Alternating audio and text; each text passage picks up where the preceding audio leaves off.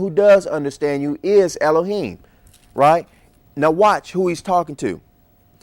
Let the prophets speak, 2 or 3. Let the prophets. We're talking about leaders in the new covenant assemblies. Leaders in the new covenant assemblies. Not your Aunt Mary, not your Uncle Joe, not your cousin Willie, right? Or your brother Leroy. But we're talking about who? The leaders of the assembly who has a charge to communicate and to disseminate this word abroad. That's why they would receive the gift to speak in this unknown tongue. Who had the gifts of healing in the scriptures? Were they not apostles and disciples? Who resurrected the dead? Were they not apostles and disciples? For what? For the edification of the body. Therefore, who would receive the gift to speak in tongues? Would it not be who? The apostles and the disciples, the leaders of the new covenant assemblies? Let's go. 29. Let the prophet speak 2 or 3 and let the other judge. If anything be revealed to another that sits by, let the first hold his peace. For you may all prophesy one by one, that all may learn and all may be comforted, right? Who in the world is comforted by this junk you see running around in church today? People scared as hell when they see this mess going on in church. Nobody understands what's being stated. People run around and flying and doing all type of stuff, and then want to try to speak this mess in the middle of a conversation. Do you know that approximately in 1901 that there was a lady in Topeka, Kansas, who brought all this stuff about? In 1901. So you mean to tell me for 1900 years, approximately 1,860 years, that there was no speaking in tongues, no need of speaking in tongues. Then all of a sudden in 1901, it's just going to resurface. And when it resurfaces, it's not even consistent to what we read here in this book. There's a problem. Watch this. For you may all prophesy one by one, that all may learn and all may be comforted. And the spirits of the prophets are subject to the prophets, right? I got news for you, people. It's not you that's speaking in tongues. It's a spirit that's speaking in tongues, because a spirit has something to say. We're going to cover that in one of our shows called Spiritual Gifts. Here we go. For Elohim is not the author of confusion, but of peace, as in all the churches of the saints. Let your women keep silent in the churches, for it is not permitted unto them to speak, but they are commanded to be under obedience, as also saith the law. I guess they threw that out the door. And if they will learn anything, let them ask their husbands at home, for it is a shame for women to speak in the assembly.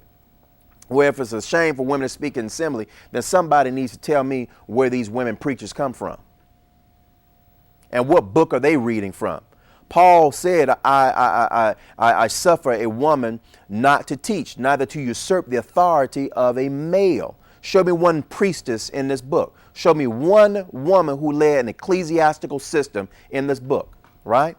You'll be able to show me one. Her name is Jezebel. Okay.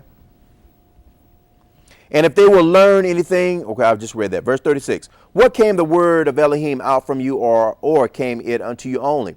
If any man think himself to be a prophet or spiritual, let him acknowledge that the things that I write unto you are the commandments of the master. Look at this. If any man think himself to be a prophet or spiritual, let him acknowledge that the things that I write unto you are the commandments of the master, right? The things that you see as far as speaking in tongues, people in this Bible, right, are not what you see in the church. And like I said before, when you call, please don't call and says, well, I speak to God, okay? Well, people, it's like I stated to you before. If you speak in an unknown language and no one's there to hear what you're saying, okay, then by default, you're speaking unto the Most High, all right? But like I said before, you ain't got nothing to say to him. It's written in this book that he's going to speak to who? He's going to speak to you in an unknown tongue. All right. Watch this. 1 Corinthians chapter 13, verse 1. I told you that speaking in tongues, okay, we have learned tongues, right? This is tongue that you can learn on your own. And then when the Spirit comes about you, you speak in an unknown tongue. You speak in a language that a person can understand, okay? Where does this gift and where does this power come from? Paul tells you in 1 Corinthians chapter 13, verse 1. Paul says, though I speak with the tongues of men and of angels. Acts chapter 2. If you want to understand the tongue of angels, go back to Acts chapter 2, and all you have to do is pick it up at verse 3. And there appeared unto them cloven tongues like as a fire, and it set upon each of them, and they were all filled with the Holy Spirit. Holy Spirit is an angel. And began to speak with other tongues as the Spirit gave them utterance. As the Spirit had something to say, right? And then look at all these people that came up to keep the Feast of Pentecost, right? They heard exactly what the Spirit had to say. And people, it's the exact same thing that you find in the Old Testament. When you go over into the book of Isaiah, it's the Spirit that said, right? Let me give you an example. I'm going to go over to the book of Isaiah. And let's see. Isaiah chapter 1. This is a very good example for you. The vision of Isaiah, the son of Amoz, which he saw concerning Judah and Jerusalem in the days of Uzziah, Jotham, Ahaz, Hezekiah, king of Judah. Hear, O heavens, and give ear, O earth, for Yah have spoken. I have nourished and brought up children, and they have rebelled against me. These are his words, right? These are Yah's words. These are not Isaiah's words. Now watch this. Let's go over to Jeremiah. Let's go over to the beginning of Jeremiah. Jeremiah, and let's see. No, I want to deal with Ezekiel. I'm going to give you Ezekiel. I'm running out of time here, so I'm going to be very, very, very brief here if I can. Ezekiel, let's see. Ezekiel chapter 1 verse 3 says, the word of Yah came expressing to Ezekiel the priest, the son of Buzi, in the land of Chaldeans by the river Kabar, and the hand of Yah was there upon him. Okay. Jeremiah chapter 1 verse 1. The words of Jeremiah the son of Hilkiah the priest that were in Anathoth and the land of Benjamin, to whom the word of Yah came the days of Josiah the son of Ammon king of Judah in the 13th year of his reign. Right.